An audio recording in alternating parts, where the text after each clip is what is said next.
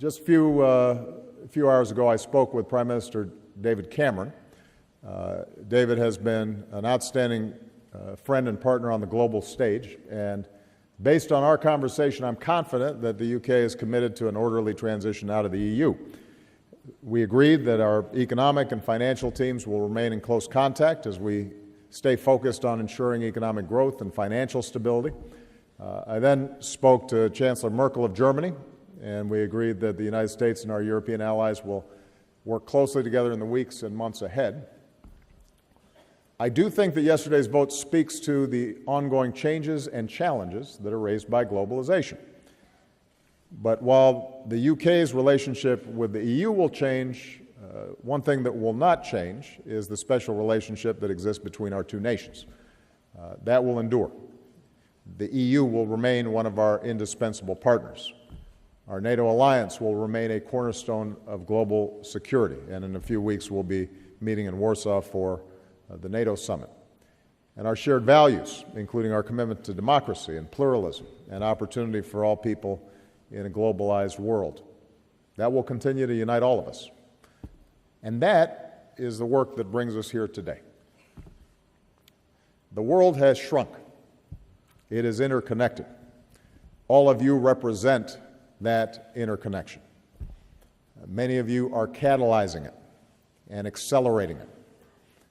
It promises to bring extraordinary benefits, but it also has challenges, and it also evokes concerns and fears. And so part of why this Global Entrepreneurship Summit has been so close to my heart, something that I've been so committed to, is because I believe all of you represent all the upside of an interconnected world, all the optimism and the hope and the opportunity that interconnected world represents. But it's also important in these discussions to find ways in which we are expanding and broadening the benefits of that interconnection to more and more people. And that's what so many of you are doing. You know, we're gathered here at Stanford in the heart of Silicon Valley, which is one of the great hubs of innovation and entrepreneurship, not just for America, but for the world. This is a place that celebrates our ability as human beings to discover and learn and to build, to question, to reimagine, to create new ways to connect and work with each other. It's where two guys in a garage, Bill Hewlett and Dave Packard, launched a global company, where student projects became Yahoo and Google. Those were really good student projects. My student projects weren't as good. It's where entrepreneurs, like so many of you, get an idea and you build a team and you work to turn it into reality, and you launch products and companies and entire industries that transform the world. That's the power of entrepreneurship. And it's never been more important. In today's world, where our economies have undergone dramatic shifts, where businesses don't stop at borders, where technology and automation have transformed virtually every industry and changed how people organize and work, entrepreneurship remains the engine of growth. That ability to turn an idea into a reality, a new venture, a small business that creates good-paying jobs. It puts rising economies on the path to prosperity and empowers people to come together and tackle our most pressing global problems, from climate change to poverty. When people can start their own businesses, it helps individuals and families succeed. It can make whole communities more prosperous and more secure.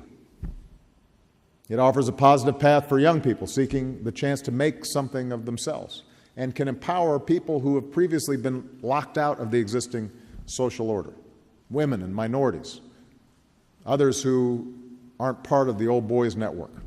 Give them a chance to contribute and to lead. And it can create a culture where innovation and creativity are valued, where we don't just look at the way things have always been, but rather we say, how could things be? Why not? Let's make something new. The Spirit speaks to something deep inside of all of us, no matter who we are, what we look like, where we come from. You look out across this auditorium, you're all of different backgrounds and cultures and races and religions. Some of you are from teeming cities, others are working in small rural villages. But you have that same spark, that same creative energy to come up with innovative solutions to old challenges. And entrepreneurship is what gives people like you a chance to fulfill your own dreams and create something bigger than yourselves. We live in a time when more than half the world is under the age of 30. And that means we've got to make sure that all of our young people around the world have the tools they need to start new ventures and to create the jobs of the 21st century and to help lift up entire populations. And so many of you are already doing this. As I travel around the world, one of the extraordinary things that I had the opportunity to do is to meet young people in every region and to see the problem solving and the energy and optimism that they're bringing to everything from how to generate electricity in environmentally sound ways in remote places that are off the grid right now, to how do you employ women in remote areas who all too often have been locked out of opportunity. You just see enormous creativity waiting to be tapped. And part of our job, part of this summit's job, is to make sure that we're putting more tools, more resources into the hands of these folks who are changing the world. And making sure that all of you know each other so that you can share best practices and ideas and spread the word. Now, I know that the daily reality is not always as romantic as all this. Turns out that starting your own business is not easy. You have to have access to capital, you have to meet the right people, you have to have mentors who can guide you as you get your idea off the ground. And that can be especially difficult for women and young people and minorities and others who haven't always had access to the same networks and opportunities. You deserve the same chance to succeed as everybody else. We've got to make sure that everybody has a fair shot to reach their potential. We can't leave more than half the team on the bench. That's why we've invested so much time and effort to make sure that America is helping to empower entrepreneurs like you. So we held our first summit back in 2010. Since then, we've brought entrepreneurs like you together in Turkey and the Emirates and Malaysia, Morocco, Kenya, and all told, we've helped more than 17,000 entrepreneurs and innovators connect with each other, access capital, find mentors, and start new ventures. 17,000.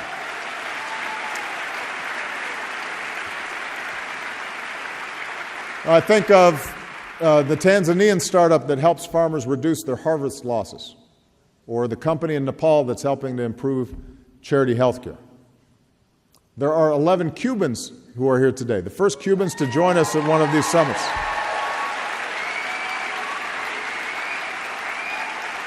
Hola. Mucho gusto. They're ready to help create new opportunities for the Cuban people. Where are they? There they are.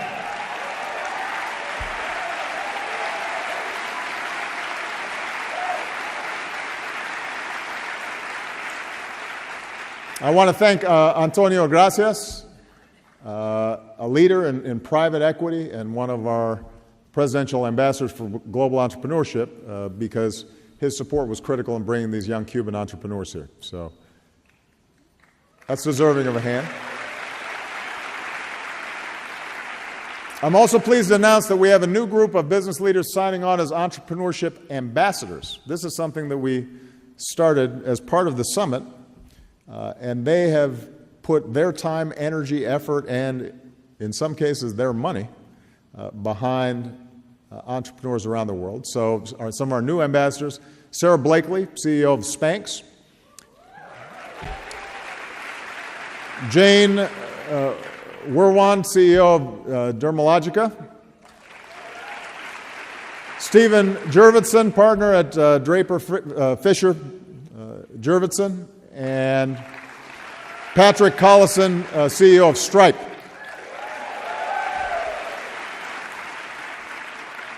Now, supporting entrepreneurs isn't just something we do around the world, it's also a key part of how we create jobs and fuel innovation here in the United States.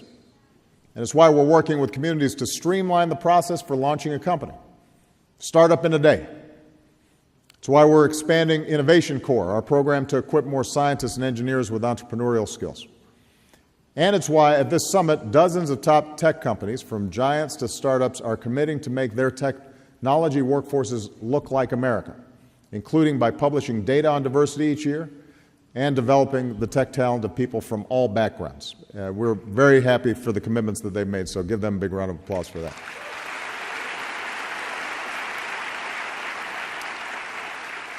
Here at this summit, we're also building on our progress with new commitments from government and business and philanthropists. So at last year's Paris climate talks, for example, Bill Gates and other top global investors committed to partnering with governments to invest in cutting-edge clean energy solutions.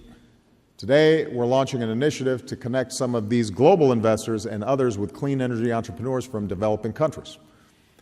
We're also announcing the Young Transatlantic Innovation Leaders Initiative, which will bring 200 of Europe's innovators to the United States each year to develop their skills.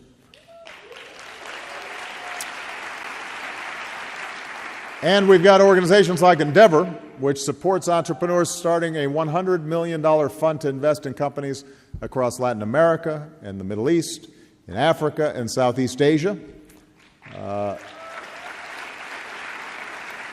Investment firms like Capria Ventures, which will help fund international startups. So these are just a handful of the commitments, and I suspect new ventures that are going to come out of this year's summit. So, all of you budding entrepreneurs, don't be shy while you're here. Talk to the experts, make your pitch, network with potential investors, find that mentor who might help you navigate through a tough patch. Connect with your fellow innovators, because ultimately the world needs your creativity and your energy and your vision. You are going to be what helps this process of global integration work in a way that is good for everyone and not just some. I've spoken about this before. I believe we are better off in a world in which we are trading and networking and communicating and sharing ideas. But that also means that cultures are colliding, and sometimes it's disruptive, and people get worried. You're the bridge, you're the glue, particularly the young people who are here, who can help lead towards a more peaceful and more prosperous future that provides opportunity for everybody.